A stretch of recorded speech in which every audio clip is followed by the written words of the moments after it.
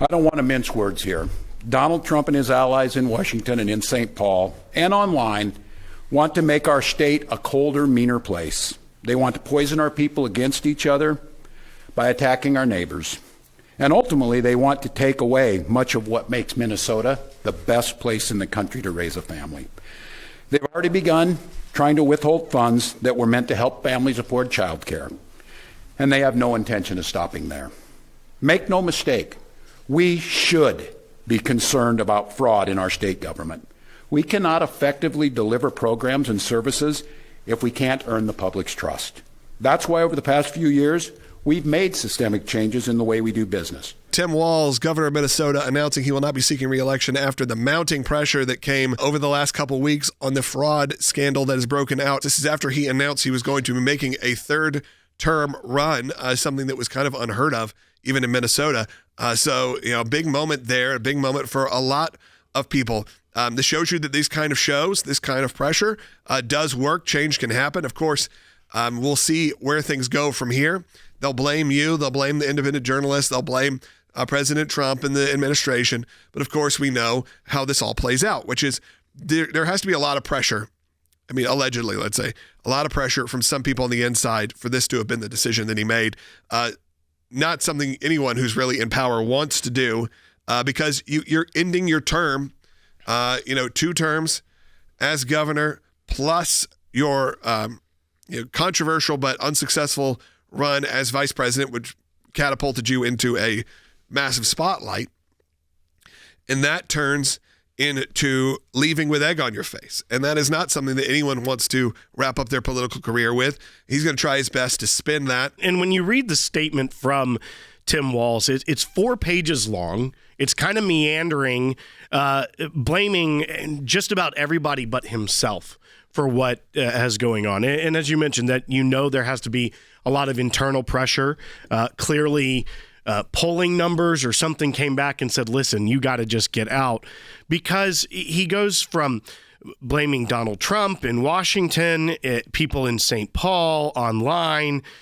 He says it's political gamesmanship from Republicans, and no one has done more than he has on fighting fraud, but yet then there's YouTubers. Like, it literally just goes all over the place and says, so I'll let others worry about the election and I'll focus on work.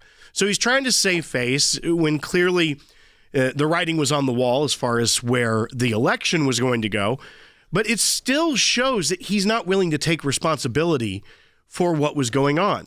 The entire time he had kept saying, I kept asking for more resources from the legislature. I kept asking for more things, but never really just owned it and took responsibility for this is ballooned to be one of the worst fraud scandals ever. I'm going to fix it. I'm going to end it. And so I think that probably for many in the state was enough. And if they were doing internal polling, they were looking at things, I'm sure his consultants were like, you've got to get out of this race. You are not going to be the first third-term Minnesota governor in the modern era. Yeah, and giving it a lot of time, really. Right. You think about it, we're pretty much a year away, 11 months away from the election for Tim Walz. So it's giving enough time for somebody to get their act together, because I'm sure that Democrats were not looking at primarying him. That probably was not happening. Right. So there's probably not even an infrastructure set up to who will take his place. I'm sure obviously there are always someone in politics angling, but this gives them enough time to get something together in Minnesota. Well, they're even saying the senator, Amy Klobuchar, is considering running for governor, going back home. And I feel like that type of a move would be a smart one for the party. Someone who has won many terms in the Senate, would be seen as kind of a stable familiar name, would probably be able to do well there coming out of something like this where the incumbent governor is having to step away. Or it's Mike Lindell's time. We'll see. We'll see. We'll see what happens. There are 2 calls right now from Minnesota. I want to take both. Let's go first to Mike, who is a ACLJ champion. Go ahead, Mike. This is a joke in Minnesota. The thing I'm concerned about is here we get the biggest fraud, and what are we going to do? Ship these Somalians back to their home country with millions and billions of dollars? Why don't we send them to South American prisons? If we want to stop this garbage, we got to have some severe penalties. And if it's proven that Walz and Ellison have stolen money, they need to be sent to prison. We got to put some teeth in this stuff, or why would anybody quit stealing when they can get billions of dollars and get shipped back to their own country? Well, Mike, I think there is that concern of you when you're listening to when someone says, hey, I'm going to decide to not seek re-election. There also is to avoid potential consequences and try to get around that. Saying, hey, I stepped down. Let's try to, distract what's going on and move on. But we'll see. It looks like that the FBI and the group is really taking a hard look at what went on in Minnesota. It doesn't feel like they are letting people slide. You never know. It's politics, unfortunately, as we've all learned. We know how this runs in politics. None of this happens. Decisions are not made unless there is a lot of pressure going on. This guy does not want to not be the governor of Minnesota. If you had already decided to run for a historic third term, something that no one had really done in modern history, that this was not an easy decision to be made. And I am sure the internal polling and all that happened, and look, we've seen this on the left and the right, pushed him to this decision. Giving whoever wants to run for the Democrat candidate, which is likely to win in Minnesota, we'll see a year-long now election, a year-long campaign. This is happening again. He made this statement. The statements came out, and the statements were pretty clear, which is, I'm going to blame everybody else, and it's not really about the fraud. We know the fraud's bad. We got to investigate the fraud. It's really, I don't want to feel like I'm distracted from running this state. A lot of fluff. That's right. Well, the statement itself, which was 4 pages long, could have been read equally as I'm still running, you can't stop me. Because he says things like, I cannot abide the actions of the political leadership in Washington, these opportunists who are willing to hurt our people to score a few cheap points. They and their allies have no intention of helping us solve the problem and every intention of profiting off of it.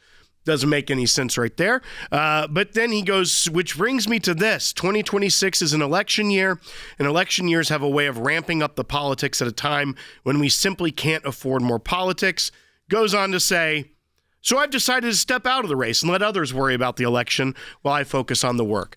It's an interesting statement, as you said, because he is blaming everyone but himself for the loose controls over their programs, which led to historic fraud. The U.S. attorney, assistant U.S. attorney in Minnesota, said it was at an industrial scale. It made him question everything he knew about the state of Minnesota. That's not someone trying to profit off of political points here. That's the assistant U.S. attorney. And yet he's trying to have it both ways. We're saying, so I'm going to finish my term here really strong, doing the work of the Minnesotans that you elected me to do here, but I'm not even going to worry about these political things. In reality, his consultant said, don't end up being the Joe Biden of Minnesota. Don't be the guy who, as these stories kept coming out, made it impossible for you to win, and you drop out too late or you lose and you allow a Republican to win. I guarantee you a conversation like that was had between Tim Walz and his campaign manager about not being the Joe Biden of Minnesota. He's already lived through that, what it looks like when you are short time frame to try and mount a campaign. So maybe that was what convinced him. But it also tells me I don't think we've heard the end of how bad the fraud in Minnesota is. No, I think we've just had the tip of the iceberg.